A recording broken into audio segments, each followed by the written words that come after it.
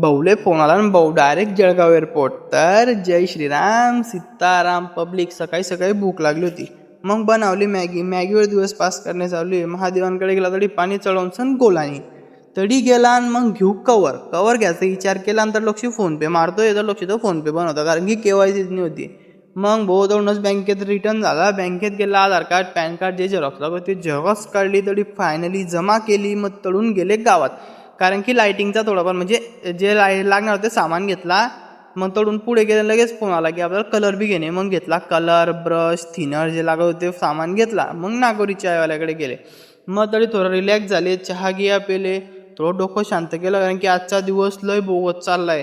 मग एकदम बोगत चाललाय, अजून काहीतरी वाईट होणार आहे असं वाटतं. जे मग रोहितकडे गेले तरी झगडे चालू होऊन गेले. मग काय झगडे झाले, त्याला घरी सोडला आणि रोहितले घेतला आणि परत आले गावात आले तेच उपाध्या. झाली गाडी पंक्चर. चालला भाऊ लोटत पंक्चर दुकानावर. अर्धा किलोमीटर गेले, पंक्चर दुकानावर गाडी लावली, टायर काढला. भाऊले पंक्चर काढले, टायर दिला तर लोकशी मी विचार करायला लागला, हे कुलरवाडी लागलं कसं काय असेल. तुम्हाला जर माहिती तुम्ही कमेंटमध्ये मला नक्की सांगा.